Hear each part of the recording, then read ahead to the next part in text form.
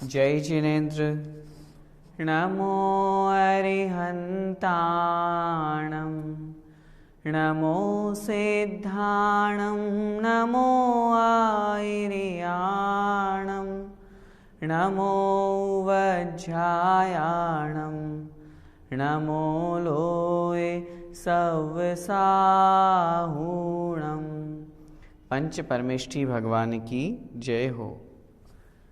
आचार्य भगवान श्री विद्यासागर जी महाराज के परम आशीर्वाद से, पूज्य मुनि पुंगव श्री सुधा सागर जी महाराज जी की पावन प्रेरणा से एवं आदरणीय बड़े पंडित जी रतनलाल जी बेनाड़ा साहब के मार्ग निर्देशन में मैं किरण प्रकाश जैन, व्याख्याता श्री दिगंबर जैन श्रवण संस्कृति संस्थान सांगानेर से आप सभी को स्वाध्याय पाठ्यक्रम की यह कक्षा पढ़ा रहा हूँ। प्रथम वर्ष के स्वाध्याय पाठ्यक्रम के अंतर्गत हमने प्रथम भाग, द्वितीय भाग पढ़ चुके हैं। आज हम तृतीय भाग का जो दूसरा भाग है, पहले भाग के जो 12 पार्ट थे वो हम पढ़ चुके, उसी तीसरे भाग के जो दूसरा पार्ट है, पार्ट नंबर 2 खंड ब, उसको हम पढ़ेंगे। इसमें जो पहला पार्ट है दर्शन स्तुति, जब भी हम भगवान के दर्शन करें इस स्तुति का पाठ करें। अति पुण्य उदय मम आया, प्रभु तुमरा दर्शन पाया। निश्चित रूप से पुण्य के निमित्त से ही हम भगवान का दर्शन करते हैं। स्तुति चूँकि सरल है इसलिए इसका अर्थ मैं यहाँ पर नहीं पढ़ा रहा। आप सभी लोगों को यह स्तुति बहुत अच्छी तरह से पढ़ करके, समझ करके और याद करनी है, और फिर जब भी हम भगवान के समक्ष पहुँचें इस स्तुति का भगवान के समक्ष पाठ करें। दूसरे पाठ में अभक्ष्य का वर्णन है। जो खाने योग्य वस्तु नहीं है उनको भी समझना जरूरी है। जैन धर्म में ये एक सबसे बड़ी विशेषता है कि गुण और दोषों को दोनों को जानना जरूरी है। जब तक हम दोषों को जानेंगे नहीं तब तक उन्हें छोड़ने का प्रयत्न कैसे करेंगे। इसलिए क्या खाने योग्य है, क्या नहीं खाने योग्य है, इस बात पर हमें अच्छी तरह से विचार करना है। भक्ष्य क्या है और अभक्ष्य क्या है। जैसा खावे अन्न वैसा होवे मन, इस प्रकार की उक्ति व्यवहार में चरितार्थ होती है और हम जानते भी हैं। ठीक उसी प्रकार यदि हम अभक्ष्य खाते हैं जो खाने योग्य नहीं हैं, उन खाने योग्य में भी जिनमें बहुत अधिक जीव हिंसा होती है अथवा जो हमारे स्वास्थ्य के लिए हानिकारक हैं, जो हमें नहीं खाना चाहिए, उन बातों को समझना भी अनिवार्य है, ताकि जो नहीं खाने योग्य है उनका हम त्याग करें और जो खाने योग्य हैं उन्हें हम ग्रहण करें। आइए सबसे पहले हम अभक्ष्य की परिभाषा समझते हैं। जो पदार्थ खाने अर्थात भक्षण करने योग्य नहीं होता है वह अभक्ष्य कहलाता है। शब्द से ही हमें अर्थ समझ में आ रहा है। अभक्ष्य अर्थात जो खाने योग्य नहीं है। यह अभक्ष्य कितने प्रकार का होता है? आचार्य भगवान कह रहे हैं यह अभक्ष्य 5 प्रकार का है। पहला त्रस हिंसा कारक अभक्ष्य, दूसरा बहुस्थावर हिंसा कारक अभक्ष्य, तीसरा प्रमाद कारक अभक्ष्य, चौथा अनिष्ट अभक्ष्य और पांचवा है अनुपसेव्य। ये 5 प्रकार के अभक्ष्य कहे गए हैं। आइए क्रमशः हम एक एक अभक्ष्य को समझते हैं और जैसे जैसे हम समझते जाएं वैसे वैसे उन अभक्ष्य का त्याग करते जाएं, ताकि हमारा यह पाठशाला, यह स्वाध्याय पाठ्यक्रम सुनना और समझना सार्थक हो सके। सबसे पहले हम चर्चा करते हैं त्रस हिंसा कारक अभक्ष्य। शब्द से अर्थ हमें ग्रहण करना है त्रस हिंसा कारक। त्रस का तात्पर्य जैसा कि हम पूर्व में पढ़ चुके हैं, 2 इंद्रिय, 3 इंद्रिय, 4 इंद्रिय और पंचेंद्रिय, इन जीवों को त्रस जीव कहते हैं। जहाँ पर त्रस जीवों की हिंसा होती हो, त्रस जीवों को मारा जाता हो अथवा वे जीव मरण को प्राप्त होते हों, उन पदार्थों में या उन पदार्थों को हमें ग्रहण नहीं करना चाहिए, हमें नहीं खाना चाहिए। वह कहलाता है त्रस हिंसा कारक अभक्ष्य का त्याग। परिभाषा हम देखते हैं। जिस पदार्थ के खाने में त्रस जीवों का घात होता है उसे त्रस हिंसा कारक अभक्ष्य कहते हैं। जैसे बर्थडे केक, जो हम बाजार से केक लाते हैं, वह विदेशी टॉफ़ी, बाजार की मिठाई, अंडा, नॉनवेज, होटल का भोजन, साथ में पत्ता एवं फूल गोभी, भुना हुआ अन्न, अमर्यादित वस्तु जितनी भी ये जो मर्यादा से बाहर की हैं मर्यादा के बारे में हम पूर्व पाठ में पढ़ चुके हैं, दूसरे भाग में। वहाँ पे प्रत्येक वस्तु की मर्यादा दी हुई है, उसी अनुसार हमें भोजन ग्रहण करना चाहिए। यदि मर्यादा से बाहर का करते हैं तो उसमें त्रस जीवों की उत्पत्ति हो जाती है, जो कि त्रस हिंसा कारक अभक्ष्य के अंतर्गत आती है। इसके अलावा मुरब्बा, पुराना अचार और द्विदल से तात्पर्य जहाँ पर दो दाल अर्थात जिस दाल के या जिस अन्न के दो टुकड़े हो जाएं, ऐसी जितनी भी दालें हैं उन दालों को यदि हम दही के साथ में मिलाकर के खाते हैं तो मुंह की लार से, उसके संयोग से वहाँ पर जीवों की उत्पत्ति हो जाती है। त्रस जीव वहाँ पर उत्पन्न हो जाते हैं और उनकी हिंसा करने का हमें दोष लगता है। इसलिए उन द्विदल पदार्थों को खाने से त्रस जीवों का घात होता है। यहाँ पर जितनी भी बातें बताई गई हैं इनका तो हमें त्याग करना ही करना है, और यह भी समझना है कि जिन पदार्थों के खाने में त्रस जीवों की हिंसा होती हो उन पदार्थों को यदि हम छोड़ेंगे तो निश्चित रूप से हम त्रस जीवों की हिंसा का भक्षण करने से उनकी जीवों के घात से बच पाएंगे। त्रस हिंसा कारक अभक्ष्य को समझने के बाद में अब हम आगे बढ़ते हैं बहुस्थावर हिंसा कारक। ऐसे अभक्ष्य जिनमें बहुत अधिक स्थावर जीवों की हिंसा होती हो, उनका घात होता हो, उन्हें भी हमें ग्रहण नहीं करना चाहिए। हम अभक्ष्य का पाठ पढ़ रहे हैं, हमें अच्छी तरह से इस बात का ध्यान रखना है कि हम किस तरह का भोजन कर रहे हैं। बहुत से लोग होटल्स में भोजन करते हैं, वहाँ का जो आटा है, वहाँ जितनी सामग्री है वो कहाँ से आई, कैसा पानी मिल रहा है, किसके द्वारा वहाँ पर वो भोजन परोसा जा रहा है, किन भावों के साथ में परोसा जा रहा है, वहाँ कोई भी शुद्धता नहीं रहती है। इसलिए हमें वहाँ का अशुद्ध भोजन नहीं करना चाहिए, वह हमारे लिए अभक्ष्य कहा गया है। बहुस्थावर हिंसा कारक में जिस पदार्थ के खाने से अनंत स्थावर जीवों का घात होता है उसे बहुस्थावर हिंसा कारक पदार्थ कहते हैं, अभक्ष्य कहते हैं।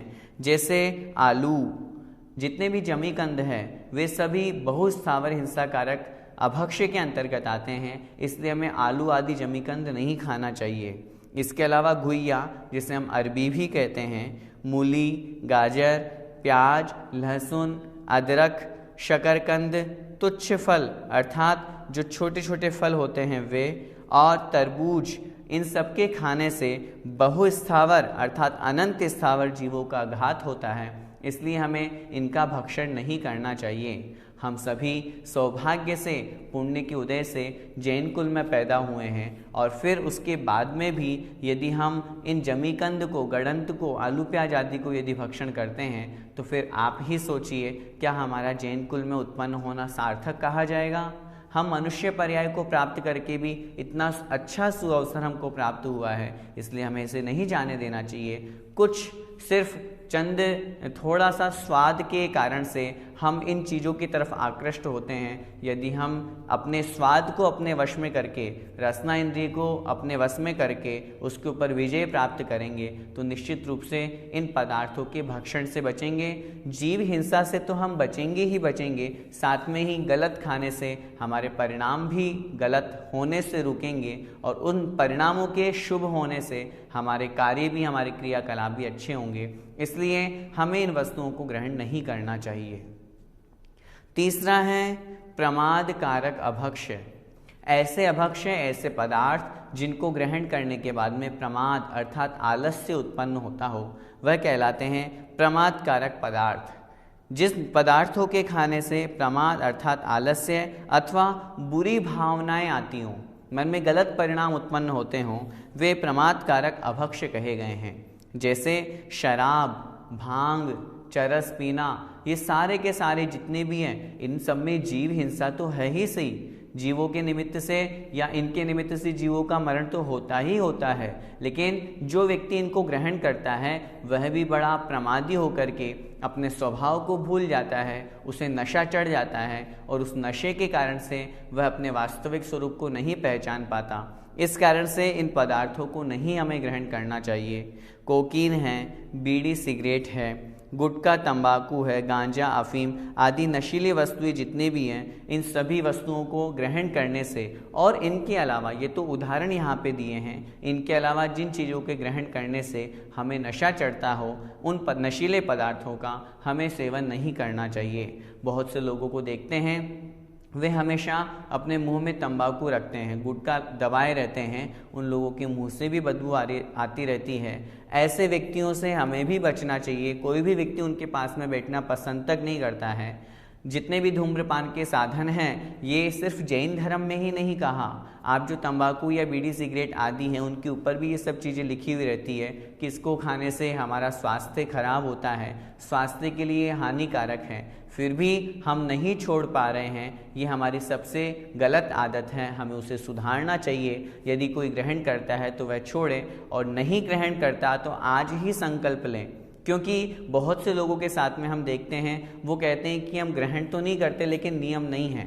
जब तक नियम नहीं होंगे तब तक हम उसके प्रति संकल्पित नहीं होंगे। हमारा संकल्प हमारा नियम नहीं कहलाएगा, तो फ्यूचर में, भविष्य में हमें भक्षण करने के चांसेस हैं। हम ऐसा सोचते हैं कि आज नहीं खा रहे हैं, अब नियम तो है नहीं, तो भविष्य में कभी भी खा लेंगे।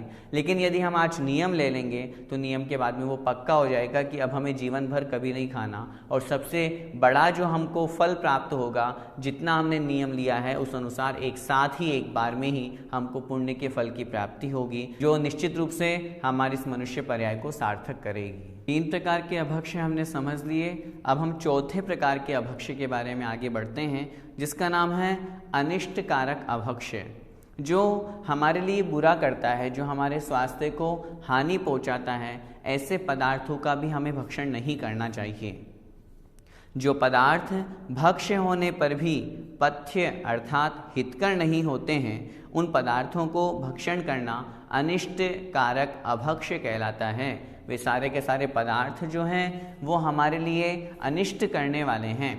भले वे खाने योग्य हैं, लेकिन जब ऐसी बीमारी हो, ऐसी स्थिति हो, तो हमें वो नहीं खाना चाहिए। इस बात का ध्यान रखना चाहिए। उस समय के लिए वे पदार्थ अभक्ष्य कहे जाते हैं। जैसे खांसी के रोग वाले को मिठाई खाना, यदि वह खाएगा तो वह उसके लिए और रोग को बढ़ाएगा, इसलिए उसको वहाँ पर उस समय मिठाई नहीं खाना चाहिए। बुखार आने वाले व्यक्ति को हलवा खाना, जुकाम वाले व्यक्ति को ठंडी वस्तु खाना, ये सब पदार्थ अनिष्ट कारक कहे गए हैं, अर्थात हमारे लिए हितकर नहीं हैं, हमारे लिए दुखदायी हैं, दुख देने वाले हैं। इसलिए इन पदार्थों का हमें भक्षण नहीं करना चाहिए। भले ही अन्य अवस्था में जब हम सामान्य हों तब ये भले ही खाने योग्य हैं, लेकिन इन स्थितियों में यदि हम खाते हैं तो वह अभक्ष्य है, वो हमारे रोग को बढ़ाते हैं, हमारे लिए अहितकारी कहे गए हैं। इसलिए आचार्यों ने इन पदार्थों को भी अभक्ष्य माना है। 5वें प्रकार के जो अभक्ष्य हैं उनका नाम है अनुपसेव्य अभक्ष्य। जो सेवन करने योग्य नहीं हैं वे अनुपसेव्य अभक्ष्य कहलाते हैं। जिन पदार्थों को खाना अपने समाज तथा धर्म वाले बुरा समझते हैं उन्हें अनुपसेव्य अभक्ष्य कहते हैं। जैसे शंख, हाथी दांत, कस्तूरी, स्वमूत्र, गोमूत्र आदि पदार्थ। गौमूत्र बहुत से लोग पीते हैं, वो गलत है, हमारे धर्म में उसकी निंदा की गई है, वह एक मल है। उन अनुपसेव्य, जो ग्रहण करने योग्य नहीं हैं, खाने पीने योग्य नहीं हैं, उन पदार्थों को भी हमें ग्रहण नहीं करना चाहिए। यदि हम ग्रहण करते हैं तो हम अभक्ष्य का भक्षण करते हैं, अभक्ष्य खाते हैं, उसका हमें दोष लगता है। इसलिए समाज में, धर्म में जो प्रचलन में है, जहाँ हम रह रहे हैं वहाँ प्रचलन में है कि ये वस्तु गलत है, नहीं खाना चाहिए, तो हमें उस पदार्थ का भी त्याग कर देना चाहिए। इस प्रकार हमने 5 प्रकार के अभक्ष्यों के बारे में चर्चा की। सबसे पहला त्रस हिंसा कारक, जिन पदार्थों में बहुत अधिक त्रस जीवों का घात होता हो। हम सभी श्रावक हैं, इस बात का हम विशेष ध्यान रखें। हम संसार चलाने के लिए ग्रहण करते हैं भोजन, लेकिन उस भोजन को ग्रहण करते समय हम इतना विवेक रखें कि कहीं हम उल्टा सीधा तो नहीं खा रहे हैं, कहीं ऐसा पदार्थ, ऐसी चीज़ तो नहीं खा रहे हैं जिसमें त्रस जीवों की हिंसा हो रही हो। बाजार के जितने भी पदार्थ हैं, बेकरी के आइटम हैं, पेस्ट्री है, केक आदि हैं, ये सारे के सारे पदार्थ, इनमें त्रस जीवों की हिंसा होती है। नॉनवेज तो है ही सही, तो इसलिए इन पदार्थों को हमें कभी भी भक्षण नहीं करना चाहिए। दूसरे प्रकार के बहुस्थावर हिंसा कारक जो अभक्ष्य हैं, भोजन ग्रहण करना है, अनिवार्य है, उससे हमारा शरीर चलता है, लेकिन हम ऐसे पदार्थों को नहीं ग्रहण करें जिसमें बहुत अधिक स्थावर जीवों की भी हिंसा होती हो। हम सामान्य से जो ऊपर उत्पन्न होने वाले जो पदार्थ हैं, जो सब्जियां हैं, जो फल हैं, उनको हम ग्रहण करते हैं। उन्हीं पदार्थों को ग्रहण करने से स्थावर जीवों की हिंसा तो उनमें भी हो रही है, लेकिन उन कंदमूल की अपेक्षा से इनमें हिंसा कम है, इसलिए इनको हमारे यहाँ भक्ष्य कहा है, ग्रहण करने योग्य कहा है। इस प्रकार ये दो प्रकार के पदार्थ हमने अभक्ष्य जो समझे। इसके अलावा जो तीसरे प्रकार का पदार्थ है प्रमाद कारक अभक्ष्य, जिसको खाने से नशा उत्पन्न होता है, उन पदार्थों को भी हमें नहीं खाना चाहिए।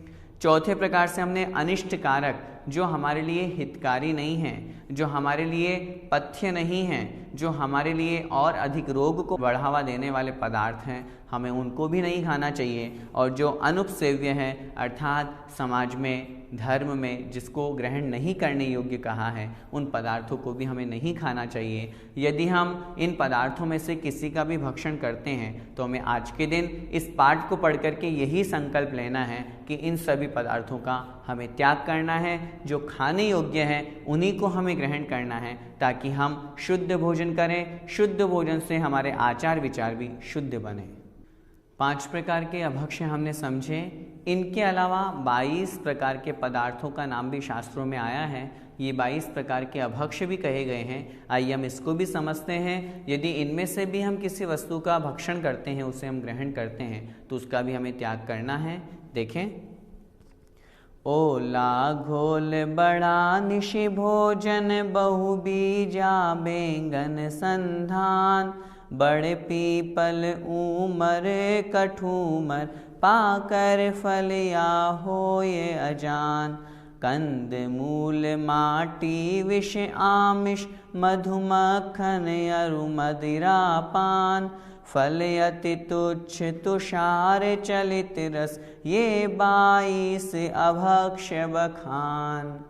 अंत में लिख रहे हैं ये 22 अभक्ष्य बखान, ये 22 प्रकार के अभक्ष्य कहे गए हैं।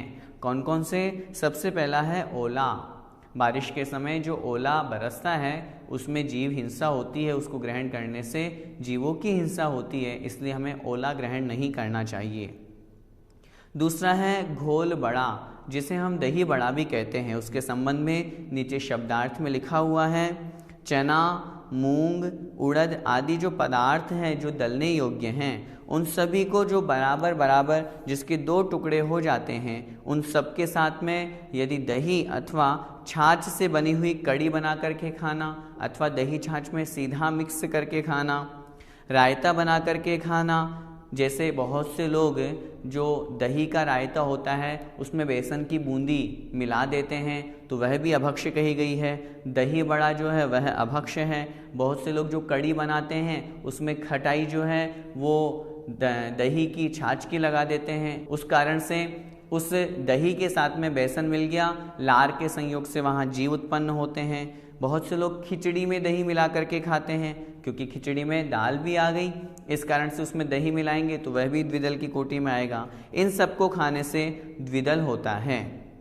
ऐसे द्विदल के मुख में जाने से जीभ में लार के संयोग से सम्मूर्छन त्रस्त जीवों की उत्पत्ति हो जाती है, जिससे महाहिंसा का पाप लगता है। बहुत से लोग द्विदल का त्याग नहीं किए हुए हैं। आप लोगों ने इस बात को समझा और आप खुद इस चीज़ को प्रैक्टिकल करके देख सकते हैं।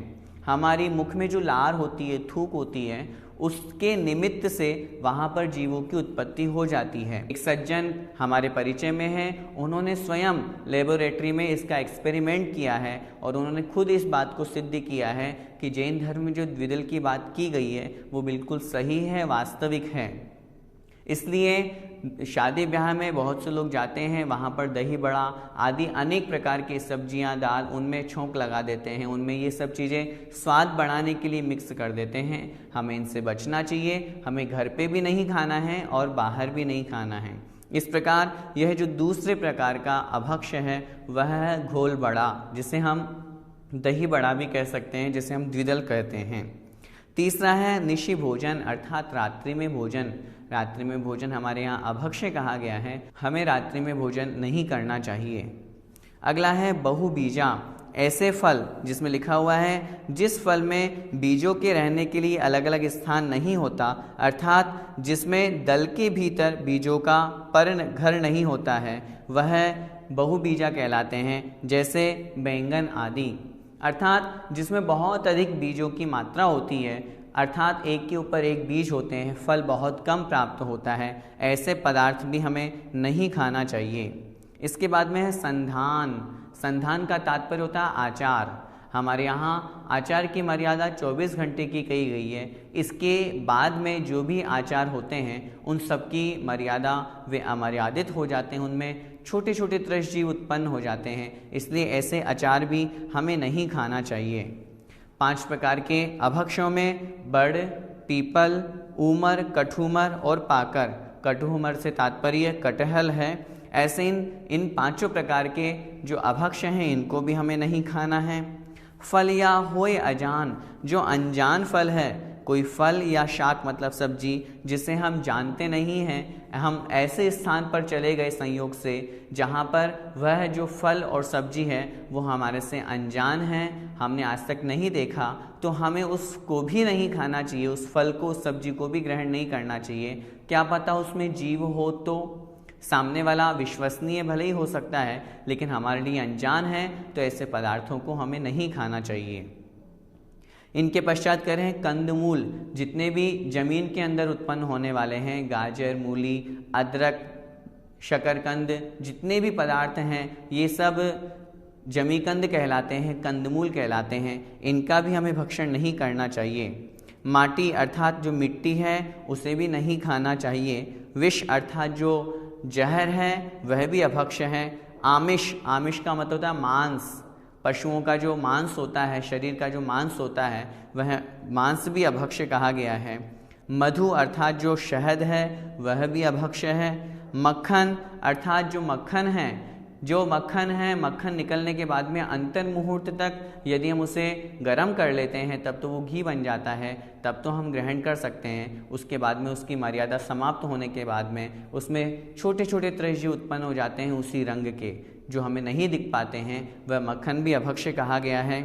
अरु, मदिरा पान और शराब आदि पीना, नशीले पदार्थों का सेवन करना, यह भी अभक्ष है। इसके अलावा फल अति तुच्छ अर्थात जो छोटे छोटे फल हैं, जिस फल में बीज नहीं आ पाए और जो बहुत छोटा है परंतु आगे बढ़ सकता था लेकिन हमने उसे पहले ही तोड़ दिया, छोटे रूप में ही तोड़ लिया, सिर्फ स्वाद के चक्कर में कि छोटे फल में ज़्यादा मीठा स्वाद आता है, इस कारण से उन तुच्छ फलों को भी हमें नहीं खाना चाहिए। तुषार, तुषार का तात्पर्य होता है बर्फ़, उस बर्फ़ को भी हमें भक्षण नहीं करना चाहिए। चलित रस, जिस पदार्थ का स्वाद बिगड़ गया है, आपने कोई वस्तु बनाई 2-3 घंटों में उसका स्वाद परिवर्तित हो गया है तो वह चलित रस के अंतर्गत आती है और उस पदार्थ को भी हमें नहीं खाना चाहिए। इस प्रकार ये सभी पदार्थ जो कहे गए हैं 22 प्रकार के, इन्हें अभक्ष कहा गया है। इन अभक्ष्य पदार्थों का हमें नहीं भक्षण करना चाहिए। यदि इनमें से हमारी किसी पदार्थ को खाने की आदत है, हम इनमें से कोई पदार्थ खाते हैं, तो मैं आपसे यही निवेदन करना चाहूँगा, हमारा यह स्वाध्याय पाठ्यक्रम सुनना आपका तभी सार्थक होगा जब हम अभक्ष्यों का त्याग करें। सबसे महत्वपूर्ण बात तो पहले हम यह समझें, इनका ग्रहण करने से, इनको खाने से जीवों की हिंसा तो होती ही होती है। जीव हिंसा के साथ में हमारा स्वास्थ्य खराब होता है, हमारा शरीर खराब होता है, हमें प्रमाद आता है, उस कारण से हम धर्म भी नहीं कर पाते और धर्म नहीं कर पाने के कारण से हमारे मन में अनेक प्रकार के बुरे विचार, बुरे परिणाम आते हैं। भोजन के निमित्त से हमारे परिणामों की उत्पत्ति होती है, इसलिए यदि हम अपना भोजन, अपना खान पान शुद्ध रखेंगे, अच्छा रखेंगे, तो निश्चित रूप से हमारे परिणाम भी अच्छे होंगे। आचार्य भगवान को देखो, हमेशा शुद्ध भोजन करते हैं। हम और आप जब भी कभी चौका लगाते हैं, बहुत अच्छे से अच्छे भावों के साथ में शुद्ध भोजन बनाते हैं कि नहीं? वही शुद्ध भोजन जब मुनि महाराज आहार करके चले जाते हैं, हम भी उसे भक्षण करते हैं। हम भी उस भोजन को ग्रहण करते हैं तो कितना अच्छा आनंद आता है, मन में कोई विकार भाव नहीं आता, अच्छे परिणाम वहाँ पर आते रहते हैं। यह सब भोजन का ही परिणाम है, भोजन के ही निमित्त से हमारे ऐसे भाव हो रहे हैं। इसलिए जितना शुद्ध हम अपना खान पान रखेंगे उतना शुद्ध हमारे आचार विचार होंगे, हमारा आचरण भी अच्छा होगा, हमारे मन में अच्छे विचार उत्पन्न होंगे। इसलिए भोजन का हमारे जीवन में बहुत बड़ा महत्व है, लेकिन उससे कई गुना महत्व इस बात का है कि हम क्या खा रहे हैं। इसलिए हमें उसमें विवेक रखना चाहिए, उसमें हमें दिमाग लगाना चाहिए कि नहीं, ये खाने योग्य नहीं है, इसलिए मैं इनका त्याग करता हूँ, और ये मेरे ग्रहण करने योग्य हैं, इनको मैं ग्रहण करता हूँ। यदि हम ऐसा करेंगे तो निश्चित रूप से हमारा मन, हमारा वचन, हमारा काय अच्छा होगा, जिससे हम और अधिक धर्म मार्ग पर लग सकेंगे। इसी मंगलमय भावना के साथ जय जिनेंद्र।